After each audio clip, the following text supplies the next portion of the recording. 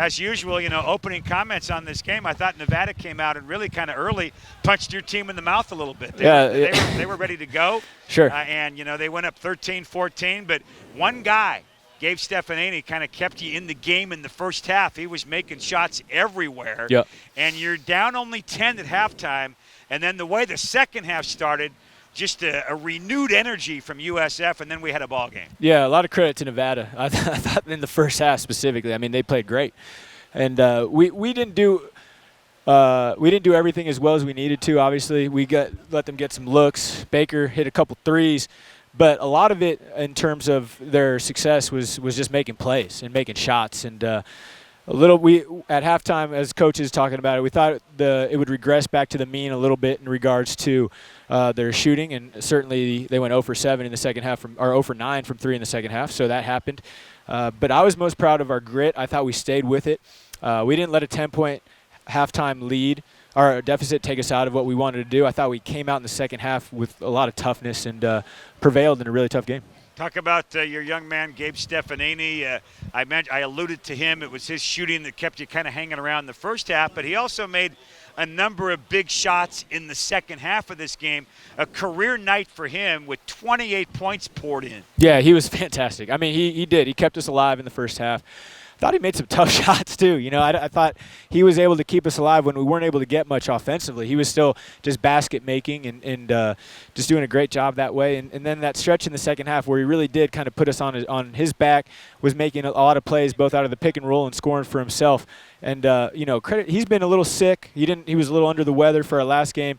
I was a little concerned how he'd be tonight, and I obviously shouldn't have been. He was absolutely phenomenal and played a great game for us. Yeah, he's going to join us here next on our post-game, Coach. You came up. It looks like you got the receiving end of some kind of liquid down there in the locker room. You're covered, so tell us what happened down there. You know what? It was this group was pretty excited about that win, and I thought it showed just some serious, stick-with-itness, if that's such a word. But just, like we talked about, we just kept fighting, kept chipping away.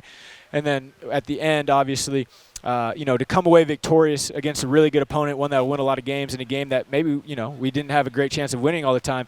Everybody's just really excited, and it was really kind of a culmination of just this last couple weeks and everybody just being so together and putting the team first, and then we celebrated. Yeah, the USF Dons now 5-0. That sounds pretty darn good, doesn't it, Todd? Yeah, for sure, and especially with wins over Nevada and Davidson. I think those two teams are going to be top 100 teams over the course of the year. Nevada's going to win a lot of games. They're off to a little bit of a rough start, more because of their schedule than anything else, going on the road, playing at Santa Clara, playing here.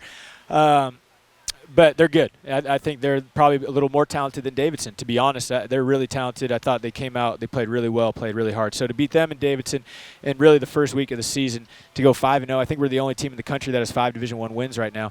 I'm pretty pleased. As a head coach, you always want to win games going away, but you're going to have games like this in West Coast Conference play where it's tied with 7 minutes, it's tied again with 4 minutes to go. So a good test to go through that and have to play in this kind of game for your guys. Yeah, I mean, it's a good test when you come out on top. Yeah, if it was the other way around, we wouldn't maybe be saying not. that. Yeah. But, to your point, though, in conference play, we're going to be in a bunch of these. We're going to be against BYU, St. Mary's, Loyola, all the good teams in our league that we have now.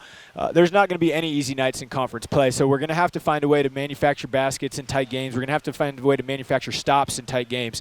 And, I thought we played the last couple minutes really well. Cambridge hit a couple tough ones, made some adjustments and got some stops, and obviously JB's big three really set the tone late. Let's talk about your next opponent. What do you know about Morgan State? You'll wrap up the homestand on Monday. Yeah, to be honest, I don't know much about them quite yet. We'll take a little time tomorrow. You're going to learn the next 12 to 24 hours. Yeah, we'll take some time tomorrow to enjoy this one. We'll probably take the day off, but on Saturday and Sunday we'll put a ton of time into Morgan, both on the court and in our office with the coaching staff, putting together the game plan.